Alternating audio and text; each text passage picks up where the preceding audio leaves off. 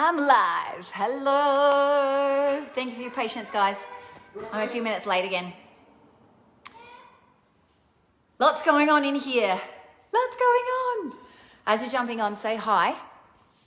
Today we're diving in. It's day 3. We're diving into everything outside of you is you. This is the concept, theory, philosophy, whatever you want to call it, of perception is projection in NLP and psychology. Actually, it comes from Carl Jung and maybe someone else before him, and a few of them actually. I know it comes, I guess, from Freud and but perception is projection is really, really phenomenal and powerful to get. And I'm going to be diving into this in a moment as day 3 of sharing some goodness, some juicy goodness about NLP and something that I'm highly passionate about and that I get to share and work with beautiful souls every single day in my one-on-one coaching with my beautiful groups that I work with and obviously with you. So as you're jumping on, say hello and share where are you in the world. I'm in the amazing, beautiful Sunshine Coast, Yarumba. We literally just moved into our new home yesterday and we're still moving. We're still getting things set up. It's a little bit cray-cray, but it's, I wouldn't have it any other way. And of course, what I do is take on as much as I possibly can in the moving week and jump on here with you. So, this is exciting. This is really exciting. Who we got here? Lee's back. Amazing. Hey, Jason. As you're jumping on, say hello. Where are you jumping on from in the world today?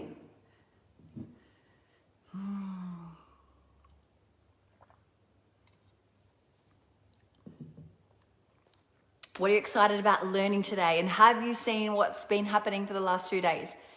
What have you taken away from yourself, if you have, over the last couple of days with what I've been sharing? Cold Melbourne. Hey, Nicola.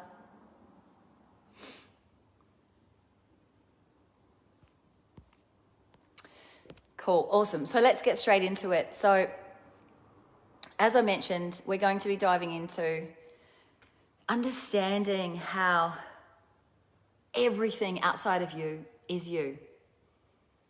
And on day 1, I spoke about the NLP model of communication, which is actually really, really important. Hi, as you're jumping on. Where are you jumping on from? Hey, boo. That's okay. So I'll just recap a little bit about the NLP model of communication because it's really important to get that in relationship to perception is projection, which is everything outside of you is you. So the way the NLP model of communication works is everything that is outside of you, information is coming in, an event, situation, external things, anything from the outside world is going on outside of you. And we are receiving information, 11 million bits of information every single second. And we cannot cope with all that information. So what happens is as the information comes in, it goes through the filters, and the filters are based on our programming, our values, beliefs, attitudes, our meta programs, which is subtle, unconscious parts of our personality. It's like languages, decisions, it's our experiences, it's time, space, matter, and energy.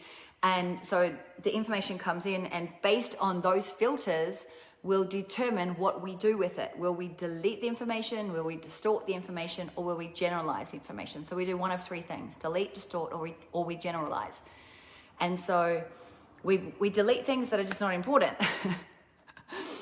So you're watching a movie and your partner's speaking to you, you delete that because what's more important is watching the TV. Right? And so we distort information. Someone says something to us and we think that we hear something, but we don't. We're distorting it in that. Or when we recite something that happened, a conversation that we had with someone, and we said that I said it, but really you didn't react that way and you didn't say that. But in the emotion of sharing with somebody else that you're perhaps close with, that you can say whatever you want, then you'll distort the information and change it up to express emotion and to do whatever. And then we generalize, so we put things into the basket and saying, oh, that's like that. So you could be doing that right now as you listen to me. And we do that a lot in the learning environment, is we generalize and we say, oh, I've heard this before and that's like that. And then we can switch off and we delete information as well. And so this 11 million bits of information that's coming at us every single second. It's a lot of information. We cannot take it all in. So we delete, distort, and we generalize, and we can actually only take in about 135, 136 bits of information every single second. So that's like a tiny little bit every single second. That's like a handful every single second. Take a handful, put it to the side. Handful, consume it. Handful, consume it. Handful, consume it. And the rest is deleted. There's so much going on. Even in listening to me speaking right now, it's about 70 to 80 bits of information per second. So that's why when two people are speaking, it's like overload, can't consume it, can't take on that much information. And we also take it on in chunks of information. We chunk information together to make it easier to take in. And this, in terms of the information that we take in, comes from Mihaly Csikszentmihalyi. He wrote the book called Flow. So if you want to research that a little bit more, go ahead. Hey, Gary, good to see ya. So, hey, Jody, as you're jumping on, say hi, guys. Awesome. And where are you in the world? Kyles, it was so good to chat with you today. Hey, Glenn Rame. So, is this making sense so far? And so ultimately I was speaking about yesterday as well, that every single thing that we're saying in our mind, let me stay on where I was. Oh my God. This is how my mind works. It's quick. So we take in the information, we filter by our values, beliefs, attitudes, meta programs, our experiences, our languages, time, space, matter, energy, all of that, and we delete, distort, generalize. And as we take it in through all of our senses, our 5 senses, our visual, auditory, kinesthetic, our gustatory, our taste, and our smell, olfactory, and our internal dialogue, our self-talk. So those 6 areas. And we created internal representation. So there's pictures, sounds, feelings that are going on because of the internal representation that we see inside of our own mind, which immediately couples with a state, immediately couples with physiology, which immediately couples with our behavior, what we do or what we don't do. Which is why we're so impacted by things outside of us and things that we think about. Either the worst case scenario can motivate us to move, or it will do the opposite effect and it will keep us stuck and stagnant. And the best case scenario can also motivate us, but can also scare us and go, hang on a minute, that's not for me, or I don't deserve it, whatever, all the stories that go on based on your beliefs. And so James Glick, my words aren't coming out. James Glick also wrote a book called The Chaos Theory, and in there he said that the human nervous system cannot attend to things outside of its realm of experience. And this ties in beautifully into the concept that I'm speaking on today, which is everything outside of us is that. Because the nervous system, right? The neurology of the body, this is neuro-linguistic programming, the neurology of the body, the brain and the nervous system cannot attend to anything outside of its realm of experience. So you cannot know anything that you have not experienced. It's a really important piece to land. And so what he also said was actually that the universe is probably a lot more chaotic than what we actually realize. But the human nervous system is designed to actually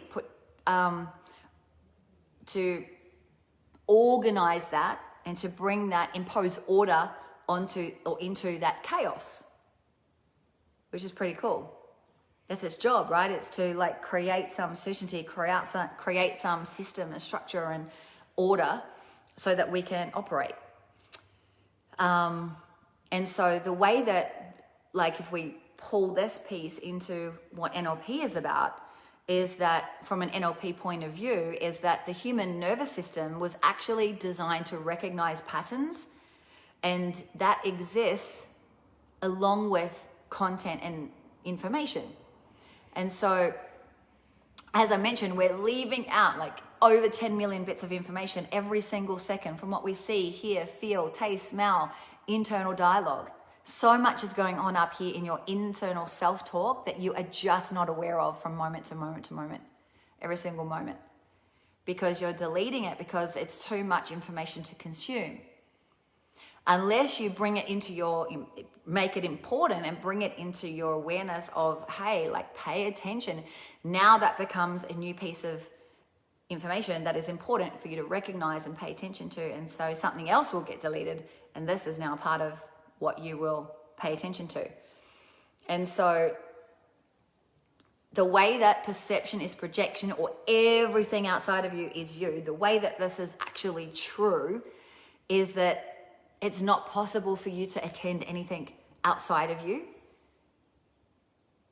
because everything that you're taking in, as I mentioned, is going through all of your filters, and it's based on you.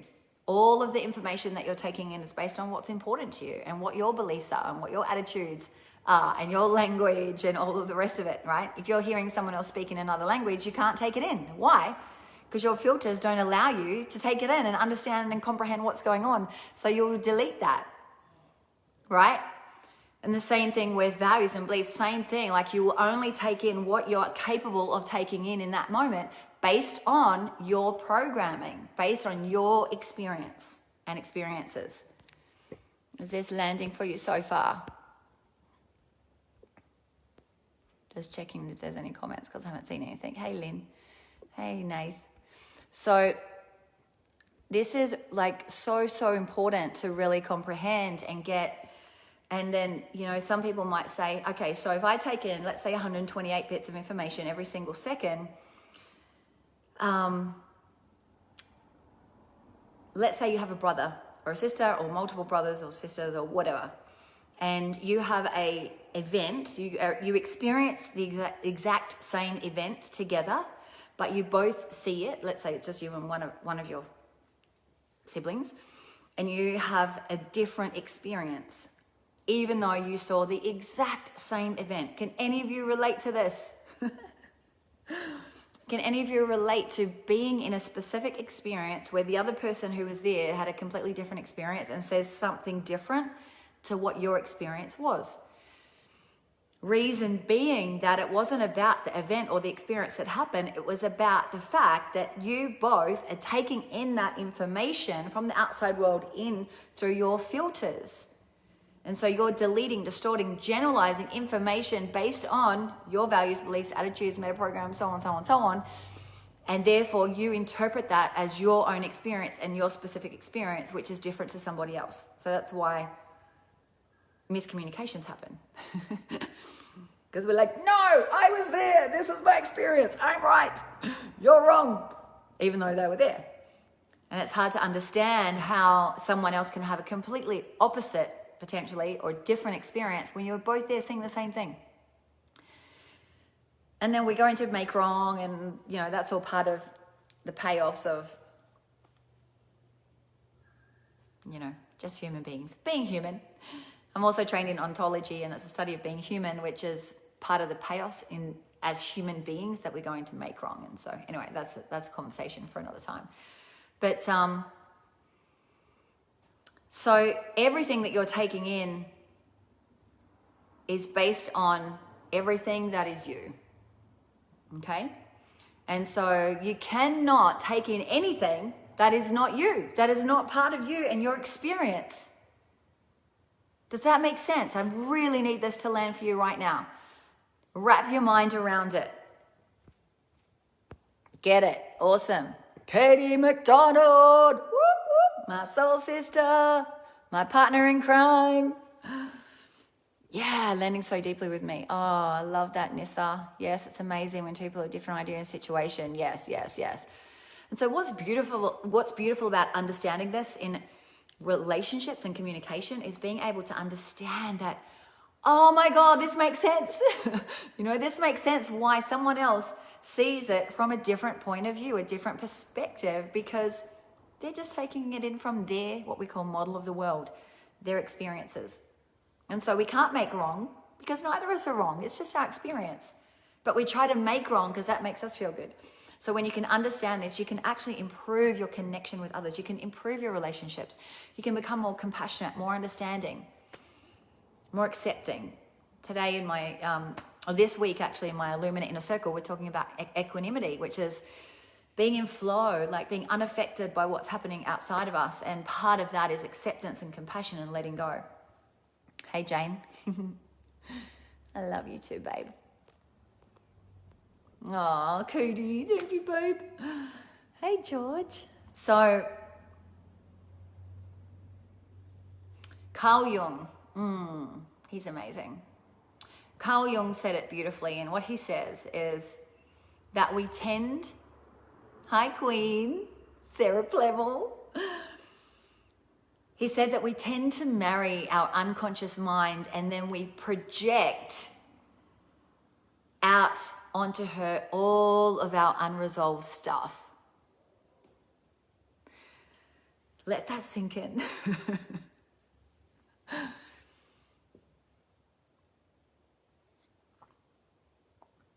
So we marry our unconscious mind and then we project out onto her all of our unresolved stuff. It's huge. It's huge to get this. And we do this not only with ourselves, but with a relationship. Okay, we go into this relationship with a partner and we project out onto the partner all of our unresolved stuff. And our partner is quite often the opposite of us, not in all cases, but in some cases.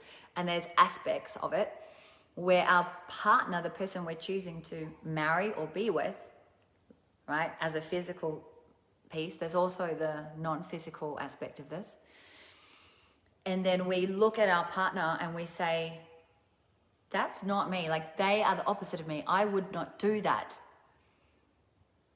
But you chose to be in that partnership and in that relationship. And the reason is because we're here to evolve. We're here to grow. Arthur, we're here to evolve as human beings. And so we actually call in that person to teach us, to be our greatest, most significant, most powerful teacher. And it's as confronting as fuck. Hey, Katie. Hey, Arthur. And so as we look at our partner and they're the not me, I wouldn't do that. They're so not me. They're the opposite of me. That they're the greatest teacher, because quite often when you're saying that that is not me, that is most definitely you in some way and in some other context. And you can be that, you can do that. However, you potentially are rejecting that part of you, not accepting that part of you that you're rejecting in the person that you're in a relationship with. And so they're your greatest teacher. So they're actually the mirror back to you to say, hey, look at yourself. Look at me. I'm here to show you what is not healed within you. So have a look, sister. But what do is we point the finger and we say, that's not me. And in pointing the finger, we're not taking any responsibility. And in not taking any responsibility, we're at the effect of our life that, woe is me, poor me, I'm like this because of them, or he did it to me, she did it to me, the Rona did it to me, the whatever did it to me. And when we're saying everything else did it to me, we have no power, and you're giving away your power. I haven't really spoken about cause and effect, but this ties in beautifully with cause and effect. You either choose to be at the victim of your circumstances, not taking responsibility, operating from fear, operating from problems, operating from issues, challenges, operating from being judgment, criticizing, evaluate, assessing, not taking any responsibility, to actually look at that person and say, hey, this is a mirror. This is me. What is it about me that actually I am not complete with? I don't accept within myself. I need to evolve, develop, be okay with, let go of, accept, be compassionate about, be okay with. What is that? And so invitation is to use every single event, every single situation that is outside of you as the invitation to look internally, to look inside, look within. Go and look in the mirror and go, this person is triggering the fuck out of me. I look at them and I think they're not fucking good enough. How they cooked that dinner was just not good enough, or how they prepared that dinner was just not good enough, or they didn't do it on time, or they were not their word, or they were not truthful, and truth is so important to me. They're not being truthful and truth is so important to me. But are you really truthful all of the time? You know, and it's looking, and it's not to point the finger back at yourself and go, I am wrong, I need to blame myself, I need to. No, it's as beautiful, beautiful feedback, and it's all a beautiful feedback loop. This NLP model of communication, these events, these circumstances, these situations, these conversations, all of these things that we're actually creating, because what we say in cause and effect is that you consciously or unconsciously choose every single thing that happens to you in your life. And that is confronting, especially when you've been through traumatic, horrible experiences. And you might sit there and say, I didn't ask for that. No, you didn't ask for it consciously. At an unconscious level, you asked for it to grow. You asked for it to evolve. You asked for it to learn what you needed to learn. And I know so many people who have gone through horrible, horrific things, and they've been able to learn what they've needed to learn. I've got goosebumps right now, so that they can actually live some magical purpose here in this lifetime. Hey, Taryn. And they turn it around, and they know that that happened for a really incredible reason. And it sucks that we have to go through that. It really sucks. It's not fun. No one said it was going to be easy, but it's always so fucking worth it. But it really takes a lot. It really takes commitment. It takes not looking over at someone and saying, I really want to be better. I really want to be over there on that, you know, achieving that. Because wanting, usually there's a lot of talking about it, but not a lot of action that goes with it. And so when I first learnt this concept of perception is projection, yeah, Lee, I felt those goosebumps too. I think you felt them through me. When I went and did my NLP training in 2012, I went to Sydney, and I was living in Vietnam at the time. And I was so in the effect of my life. I was pointing the finger. I was saying all these things about people in Vietnam, and I hated it, and, you know, justifying why it was the way that it was. And so in the effect of my life of woe is me and the victim. Went and did my training. I learnt this concept, and I was immediately confronted. And I said, what in the hell? Everything outside of me is me. So right now my experience is everyone that I'm seeing around me is fucking angry and rageful and just not kind. And so, but I was pointing the finger outside of me, and I wasn't actually accepting that I actually had a lot of anger inside of me. And I was the angry one. I was the fired up fucking little shit, you know, with love. And so I was really confronted. I remember on that day, and I went home pissed off, and I was like, fuck them, they're full of shit. This isn't fucking real, you know, which none of it's real. It's all an illusion, but it's fun. It's a fun game to play if you want to play the game with me. And so I went home, staying at a friend's place who lived nearby in St. Leonard's, and I sat with it. Like, I really sat with it. And then I was like, fuck. No, like, it just hit me. Once I could get through my own needing to be right bullshit and my mismatcher, which is just going against everything that everyone says, I was able to look internally and actually own it. Actually own that I was the one who was creating all of this anger outside of me because of how I was showing up, the energy that I was in, the frustration, the anger, because I didn't want to be in Vietnam. I didn't want to be doing the job that I was doing. I did it because it was easy, it was known, I knew I could do it, but I didn't want to be doing it. And so I was angry at myself, frustrated, pissed off, all of those emotions, and I was taking that out on everybody else. I had, seriously, nearly 3 punch-up with taxis. One particular one, the taxi driver stopped. We got out of the car and I pushed him. and all these Vietnamese people came around. I was like, maybe I shouldn't do that. You know, I'm kind of outnumbered here. And then I kind of looked at those events and I said, wow, like that's crazy. Why are you doing that to yourself, right? And the response back, the anger that was coming back at me was beautiful feedback. And this is the feedback loop. But I was going, it's them, but actually it was me. It was the energy that I was in. And so what happened was I got it. It landed. And I said, right, now I'm going to step into responsibility. And I flew back to Vietnam from Sydney. I flew back, and on the flight back, I remember sitting with it all, and I said to myself, I'm going to commit. I'm going to commit to actually shifting this right now in this moment, because it truly is a choice. And I made that choice on the flight back to Vietnam, landing in Ho Chi Minh City, Saigon. And I landed, I got on the queue to get my taxi, and I got in the taxi, and I was already like, I'm actually really grateful. It was like shifting it. What is it about this place that I'm really grateful for? What are the good things? You know, it was amazing in so many ways. I just wasn't thinking about that. I wasn't focusing on that. I was focusing all the things that weren't working and that were going wrong and what I didn't have. And I shifted it, like literally like that. And I got the most beautiful taxi driver, and he took me home, and it was like really pleasant and really kind, and it was amazing. And it was such beautiful feedback of when I shift, everything outside of me shifts. And what I'm seeing outside of myself is always the reflection of me. And it's an invitation, like get curious. Remember what you're like when you're a little kid? And you're curious and you're like, what's inside of there? Or when you know it's Christmas time and you're like, where are my presents? Let's go and have a little look up there. It's the same thing. When you're triggered by something, it's to get curious and to go, what's inside there? What's there? You know, what's inside there for me? And actually get rid of the seriousness. We get so fucking serious about our stuff.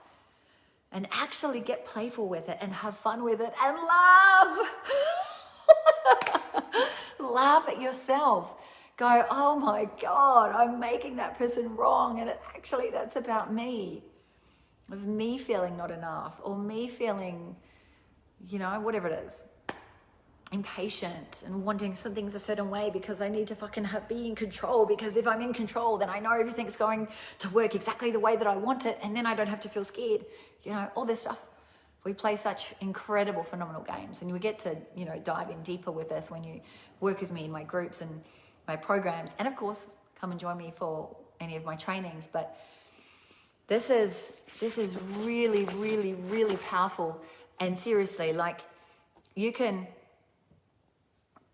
just make this one change in your life, and you will have a magnificent and really powerful transformation in your life. Like my experience was. The rest of my time in Vietnam, I absolutely loved. I didn't want to stay there. I knew that. But I got to choose to look at it from a place of power and taking back my power, and come from a new space and a new energy to actually enjoy the rest of my stay and the rest of my time there. And so a lot of times when we say, you know, like, you might say about someone, I can accept that they're like that, but it still is most definitely not me. Sometimes we can do that. So you kind of, the way that I explain this is that we quite often operate over the top, and you go, oh, I accept that person, but it's still not me. That's not actually doing the work there.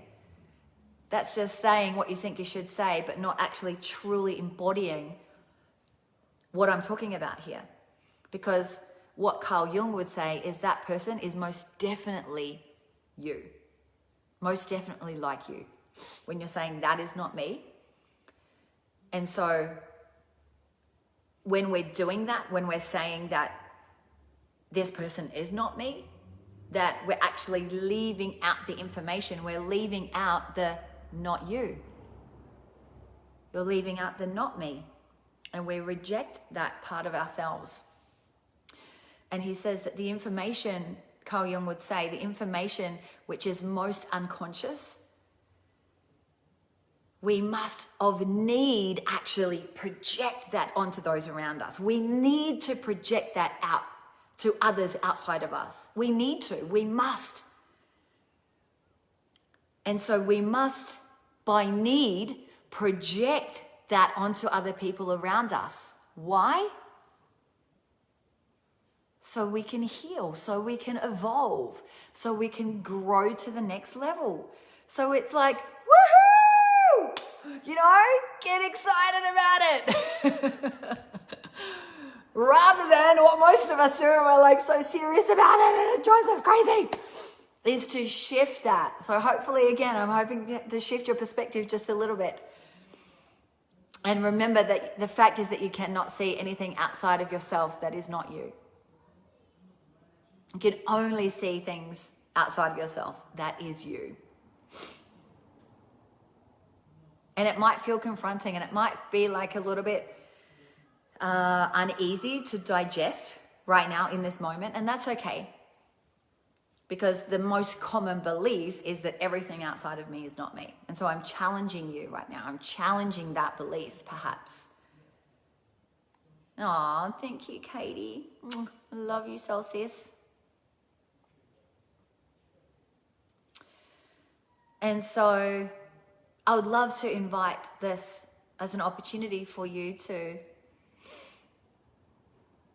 say yes to the journey of looking within a little more and sitting with what happened. Journaling is a great idea as well, because if you look at your day and you look at what triggered me, like, and for those that are new to this conversation, trigger is when we have a response, an emotional response to someone or something. Someone said something and I felt like I want to punch them in the face. That's a trigger. And so it is like, what was it that they said? What was it in how they said it that actually caused me to have that response? And getting really curious around that, and not just brushing it off, and not just making them wrong, and not just putting it in the too hard basket to even look at and even to consider, but actually to get curious about and reflect on for yourself and inquire into, consider for yourself. Because this journey that we're on, I guess that you're here listening to me and still listening to me rant on because you're passionate about growth. You're passionate about achieving your next level. You want to expand. You want to evolve. You're curious around all of that, right? Otherwise, you wouldn't still be listening. And so if that is true for you, then I invite you to take on this opportunity to use everything that is outside of you as the feedback to look within and get curious around and investigate into. And it's really easy, because we do work in patterns and programming, that it's really easy to just go back into our old way of being, our old pattern. So a little while ago, would have been a couple of months ago, we were living in Redcliffe, and Curtis and I had this massive argument, like really fiery, like. And at the time, I was running my Bold Brave Badass program, which I'm running again now, but it was the one before last. And I was really, really triggered. And I usually recommend that we deal with things really quickly, get out of the trigger. And I obviously teach my, not obviously, but I teach my beautiful clients how to get out of a trigger and then to come back in and resolve the situation. And in this circumstance, though, I didn't want to approach the situation the same way that I always did. And so rather than coming into having the conversation with Curtis as quickly as what I felt like I should do or needed to, and what I preached about, I allowed myself more time to actually reflect. And each day, I think I took about 3 days, maybe 4 days, I did the work to really reflect in, and my friends they know me, like Katie knows that I do this. Like, I'm constantly willing to look within. I'm constantly looking to say, how can I do this better? And I really allowed myself the time to not just go into the conversation and have it, and quite often what I would do would be make him wrong. And it's part of being human, we do that. I'm not perfect. And so I took the time and I really reflected, and I was like, what is it about me that He's showing me, what is that? And sometimes it's not really obvious and sometimes it is, but sometimes we may need to really sit with it. I had to meditate, I had to journal, I had to really be with myself for days to really start to think about it differently. And and the other thing that I noticed was it tied a lot back to really old programming of the way men and women should be in a relationship and the way the masculine and the feminine should be, and the way that we as a society have accepted the male and the female role and the masculine and feminine roles in a relationship and in a household and in a family. And so I was seeing this old programming and old patterning coming through that was so ingrained in my body. And I was like, I don't know if that is even what I believe. I was challenging that at every level of my core. And I didn't want to operate from the old programming and patterning. And it really took a lot for me to not do that and for me to be with what was my truth outside of all of the things that is projected on me every single day, every single moment. No shooting. No worries, Katie. Thank you, babe. So, thank you. Thank you, Gemma. And are you, babe? And are you, Sarah? Are you? So what are you taking out of this conversation for yourself right now? And what are you committed to? That's what I want to finish with. What are you taking out of this conversation for yourself? Number one. Number two, what are you committed to moving forward? So that you can use this concept of perception is projection and everything outside of me is me, everything outside of you is you. Now that I asked you to give me something, nearly half the people drop off. Interesting, isn't it? How easy it is to just be like, is to keep looking inward. Beautiful, Sarah, and you're doing such a great job at that, beautiful queen. It does take a lot and it does require daily reminders. And even for myself, seriously, the years that I've been on this journey, it's still a daily thing. Growth, number two, love it. Stop blaming and look inwards. Yes, Gemma. Yes. And it's not that we're going to stop blaming altogether. We may still do it. But it's having the awareness as well, right? Of when I notice myself blaming is to stop, is to look within, is to go, I'm doing that thing, or I'm blaming other people, I'm pointing the finger. And as we say, one finger pointing out, three fingers pointing back. It's not about you. It's not about them. It's about you. 3 fingers back. Look within. Go deep within. Not surface level, deep within. Old patterning said men were worthy. Yeah. Well, men are worthy.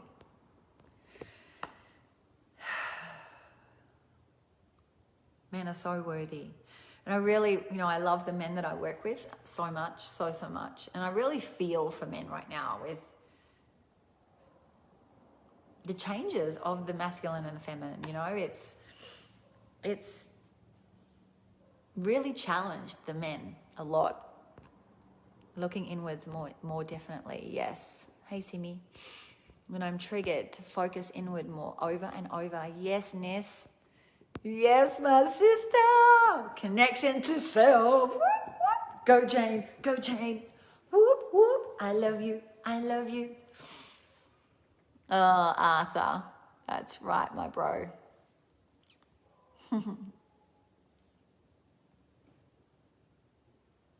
Yeah, men are amazing. And they need our love and support more than anything in the world. And I do. I love you, boys and beautiful queens. Kings and queens, I love you all so much. Thank you so much for being here and sharing this, however long it was. I don't even know what time it is. For hearing me, for sharing the energy, for being with me, for being willing to take on this conversation for yourself. And I look forward to seeing you in here tomorrow. Woo! I might go quantum tomorrow. Who would like to go quantum? Woo! All right, stay tuned for when we're going on live tomorrow, and have an amazing evening. See you soon. Please share this if you know someone would like to hear it. Or tag a friend.